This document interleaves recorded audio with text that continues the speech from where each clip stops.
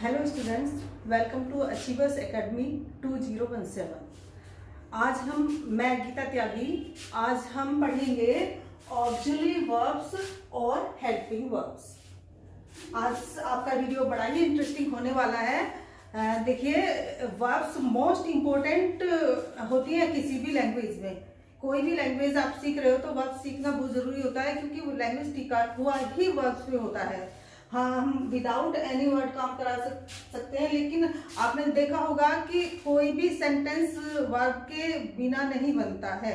जैसे आई गो, इसमें केवल दो ही वर्ड हैं, आई और गो, लेकिन इसमें भी वर्ब कंपलसरी है। कई सेंटेंस तो ऐसे होते हैं जो केवल वर्ब से ही बनते हैं। ठीक है, तो आज हम पढ़ेंगे ऑक्सिलरी वर्ब्स और हेल्पिंग वर्ब्स। देखिए, जो auxiliary verb, primary auxiliary verb भी दो तरह की होती हैं, प्राइमरी ऑक्सिलरी वर्ब और मॉडल्स ऑक्सिलरी वर्ब। आज हम पढ़ेंगे primary auxiliary verb, mainly primary auxiliary verb के बारे में पढ़ेंगे। तो ये तीन तरह की होती हैं।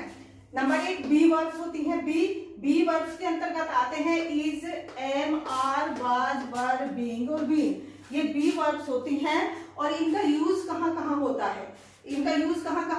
बी वर्ब्स का, देखिए, बी वर्ब्स का use number first, as a principal verb in a sense of existence. जब हम किसी चीज के एग्जिस्टेंस के बारे में बात करते हैं तो तब ये एक प्रिंसिपल वर्ब की तरह से इसका यूज होता है, मेन वर्ब की तरह से यूज होता है। जैसे गॉड इज, तो हम भगवान है। आई एम, तो इस तरह के सेंटेंस में ये एक प्रिंसिपल वर्ब है। गॉड इज या आई एम, तब ये प्रिंसिपल वर्ब की तरह से होते हैं। अगर किसी सेंटेंस में एक ही वर्ब होती है तो वहां पर हम उस वर्ब को प्रिंसिपल वर्ब कहते हैं। जैसे मैंने अभी आपको एक एग्जांपल दिया है, गॉड इज, तो ये इज जो है ये प्रिंसिपल वर्ब है। ठीक है, या आई एम, दूसरा मैंने एग्जांपल दिया आई एम, एम क्या है? ये एक प्रिंसिपल वर्ब है। आई एम, इस तरह से जो है बी वर्ब्स में is, am, are, was, were, being और बीन आते हैं। इनका यूजेस कहाँ कहाँ होता है? Number first, as a principal verb in a sense of existence. Number दो, as an intransitive verb. Intransitive verb में भी इन वर्ब्स का प्रयोग होता है, यूज होता है। जैसे a dog is a faithful animal, I am a teacher, he was a student. इस तरह से इनका यूज जो है इंट्रांजिटिव वर्ब में भी होता है। नंबर तीन, फॉर्मिंग पैसिव वॉइस। जब हम पैसिव वॉइस बनाते हैं, एक्टिव वॉइस से पैसिव वॉइस बनाते हैं, तब भी हमें बी वर्ब्स का यूज करना पड़ता है। Is, are, am, was, were, being और बीन का प्रयोग हमें पैसिव वॉइस में भी करना पड़ता है। इनका यूज पैसिव वॉइस में भी होता है। नंबर 4 है इन कंटिन्यूअस टेंसेस। जब हम कंटिन्यूअस टेंसेस पढ़ेंगे तो तब आपको बताया जाएगा present continuous, past continuous, future continuous में इज, आर, एम, वाज, वर और बीइंग का यूज हम उनमें भी करते हैं। देखिए, विल शैल मैंने नहीं लिखा है, विल शैल, क्योंकि वो जो है मॉडल्स में भी आते हैं, तो उन्हें मॉडल्स में पढ़ेंगे। अब आगे आता है बी वर्ब। तीन तरह की होती है, इज, आर, एम वाली बी, और दूसरी हैज, हैव, हैड वाली। हैज, हैव, हैड आती हैं, ये भी बी वर्ब के ही अंतर्गत आते हैं।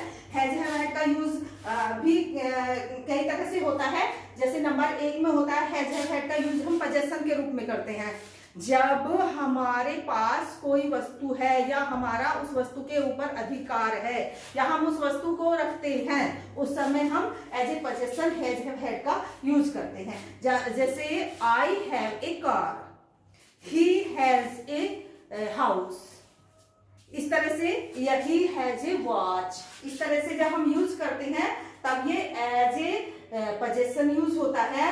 और नंबर 2, जब हम किसी चीज की हैबिट शो करते हैं, हैबिट शो करने के लिए भी हैज, हैव, हैड का यूज होता है।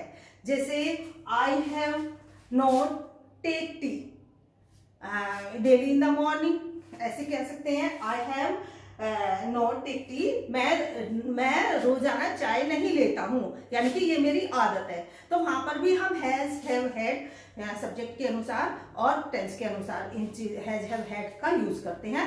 हैज, हैव, हैड भी बी वर्ब्स होती हैं। दूसरी बात है, हैज, हैव, हैड का यूज हम नेसेसिटी और ऑब्लिगेशन में भी किया जाता है। जब किसी कार्य की नेसेसिटी दिखाई जाती है वहां पर भी हम हैज हैव हैड का यूज करते हैं। जैसे मुझे तो जाना पड़ता है, यानी कि मैं जाना नहीं चाहता हूं लेकिन मुझे जाना पड़ता है, तो वहां पर भी हम कैसे यूज करेंगे हैज हैव हैड का? I have to go, I have to go, यानी कि मुझे जाना पड़ता है, मुझे पढ़ना पड़ता है, मेरा मन नहीं है लेकिन मुझे पढ़ता है, तो तब भी ऐसे बोलेंगे हम आई हैव टू रीड। तब हम हैज हैव हैड के साथ टू लगा देते हैं, उससे पहले टू लगा देते हैं।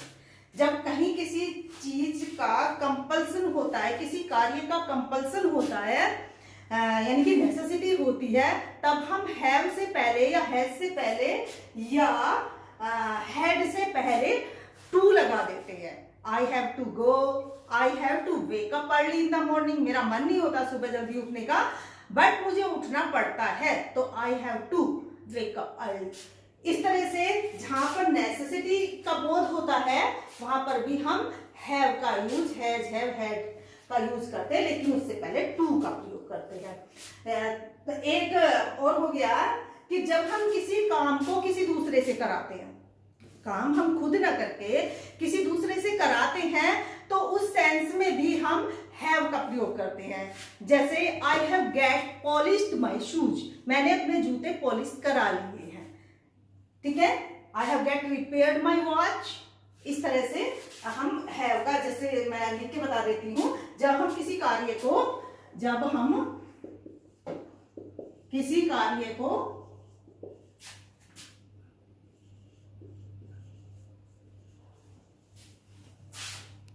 दूसरों से करवाते हैं,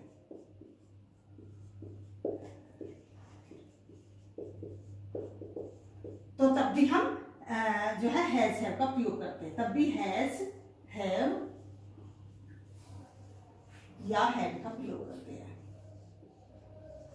तो मैंने इसके उदाहरण दिए हैं, आई हैव गेट, यहां पर हम गेट लगाते हैं, मेन वर्ब से पहले यहां पर गेट लगाना पड़ता है। जब कार्य को दूसरे से कराते हैं तो मेन वर्ब से पहले गेट का यूज होता है। I have get my shoes repair polished, ठीक है। दूसरा एग्जांपल मैंने दिया था, I have get my watch repaired या एनीथिंग एल्स, कुछ भी आप कुछ कराना चाहते हैं तब भी हम हैव का यूज करते हैं।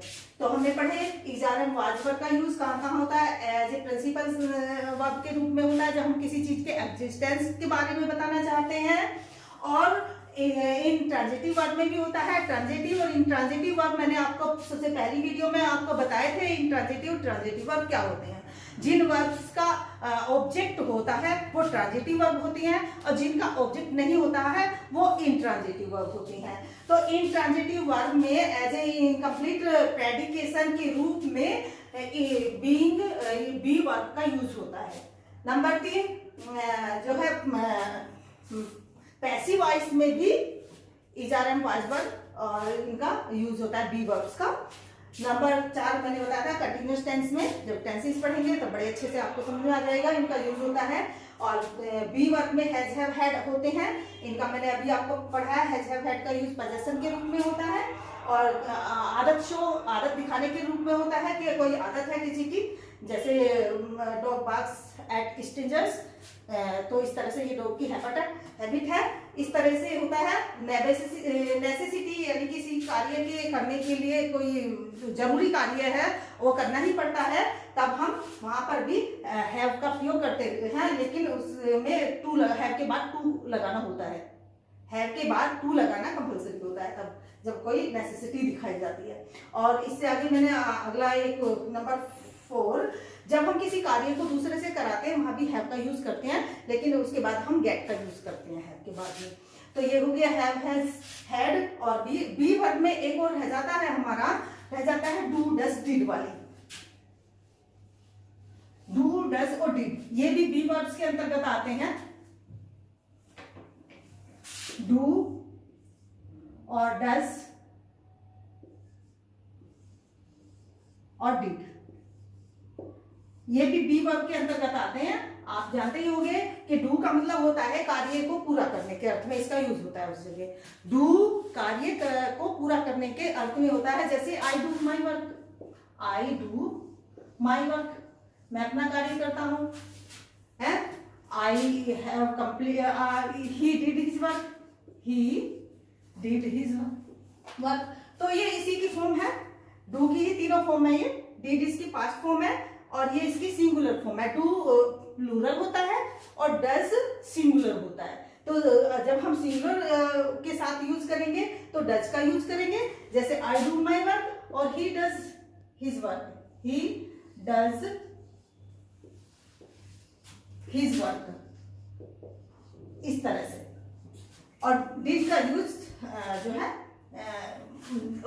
पास्ट टेंस के रूप में होता है, मैंने अपना काम किया, मैंने पढ़ लिया, मैंने काम किया, आई डिड माई वर्क या he did my his work, इस तरह से। अब इनका एक यूज और भी होता है, इनका यूज होता है डू का और डज का होता है प्रेजेंट इंडेफिनिट टेंस में। जब हम टेंस पढ़ाएंगे तब इसको अच्छे से पढ़ाएंगे। अब थोड़ा सा आपको बता ही देती हूँ कि डू और डज का यूज होता है प्रेजेंट इंडेफिनिट टेंस में और डिड का यूज होता है पास्ट इंडेफिनिट टेंस में। और इनका यूज हमेशा इंटरोगेटिव और नेगेटिव सेंटेंसेस में ही होता है, तब as a helping verb. Do does का यूज प्रेजेंट इंडेफिनिट में नेगेटिव और इंटरोगेटिव सेंटेंसेस में होता है एज ए हेल्पिंग वर्ब, और डिड का यूज पास्ट इंडेफिनिट में होता है एज ए हेल्पिंग वर्ब। इनके एग्जाम्पल ऐसे ही हैं, जैसे I do not read, I do not read my book, I do not go to school, he does not go to school, इस तरह से। और डिड का पास्ट इंडेफिनिट में हो जाएगा, मैं उसने अपना कार्य नहीं किया, he did not do his work, वह स्कूल नहीं गया, he did not go to school, इस तरह से इनका यूज होता है। तो इस तरह से। अब एक बात और रह गई है, थोड़ा सा मैं इसके बारे में भी आपको समझा दूं, हेल्पिंग वर्ब, क्योंकि ये थोड़ा सा कम हुआ था पहली वीडियो में जब मैंने आपको बताया था हेल्पिंग वर्ब क्या होता है। देखिए, जब किसी वाक्य में दो वर्ब होती हैं, एक मेन वर्ब होती है, एक डूइंग वर्ब होता है। मेन वर्ब नहीं कहेंगे उसको, क्योंकि मेन वर्ब की तरह तो ये भी यूज हो जाते हैं, इजारम, वाजवर, हैज, हैव, हैड, ये सब मेन वर्ब की तरह से यूज हो जाते हैं। लेकिन जब किसी वाक्य में एक तो डूइंग वर्ड हो, डूइंग का मतलब होता है उसमें कोई कार्य का शो हो रहा हो। देखिए, अगर मैं कह दूं कि गॉड इज, मैंने अभी एक उदाहरण दिया था आपको एग्जाम्पल पहले, गॉड इज, भगवान है, तो इसमें कोई कार्य नहीं हो रहा है, लेकिन इज जो है वहां पे मेन वर्ब है। वहां पर मैंने बताया था इज मेन वर्ब है, गॉड इज, गॉड इज, यहाँ पे इज मेन वर्ब है, लेकिन कोई कार्य नहीं कर रहा है ये इज, तो इसका मतलब है कि ये डूइंग वर्ड नहीं है। डूइंग वर्ड्स वही होते हैं जैसे किसी काम को करना होता है, करना, खाना, उठना, बैठना, नहाना, सोना, रोना, धोना, कुछ भी करना होता है, वो मेन वो जो है डूइंग वर्ड्स होते हैं। तो जब किसी सेंटेंस में इन वर्ब के साथ में कोई मेन जो कार्य शो हो रहा है वो भी साथ में आ रहा है, तो तब ये वाली वर्ब हमारी ये मेन वर्ब होगी, जो कार्य को दिखा रही है, जो कार्य होता हुआ दर्शा रही है, उसको हम मेन वर्ब कहेंगे। और उससे पहले जो आई हैं ये हेल्पिंग वर्ब होगी। एक सेंटेंस में एक से ज्यादा हेल्पिंग वर्ब भी हो सकती हैं, यानी कि अगर किसी सेंटेंस में, मैं अभी एक सेंटेंस आपको लिखूं, जैसे you have been, you have been gone to market, ये एक सेंटेंस है। इसमें क्या है, ये गोन जो है ये एक मेन वर्ब है, ये एक डूइंग वर्ड है, गोन, जाना, तो इसमें ये मेन वर्ब है, और ये हैव और बीन ये हेल्पिंग वर्ब है।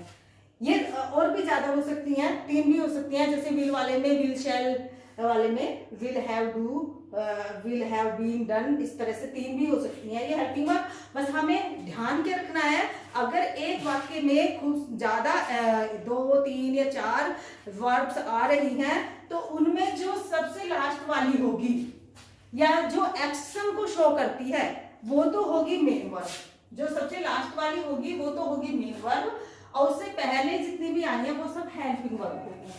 अंडरस्टूड?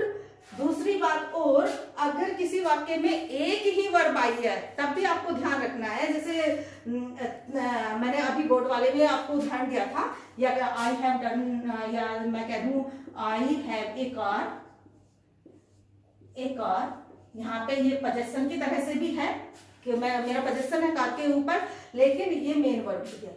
अगर किसी सेंटेंस में, क्योंकि इसमें कार्य कोई नहीं हो रहा है, इस सेंटेंस में कोई कार्य नहीं हो रहा है, एक ही वर्ब का यूज हुआ, तो फिर इसको हम मेन वर्ब भी कहेंगे।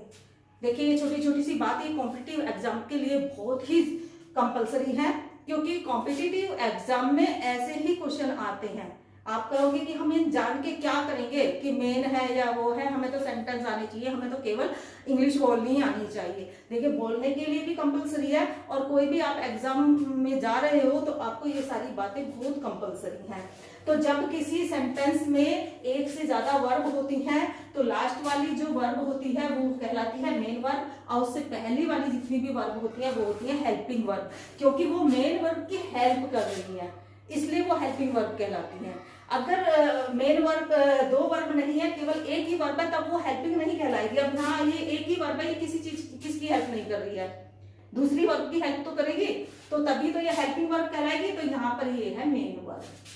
आई होप आज का वीडियो आपको बहुत अच्छा लगा होगा। आप इस वीडियो को लाइक करो, शेयर करो और चैनल को सब्सक्राइब करो। Thank you.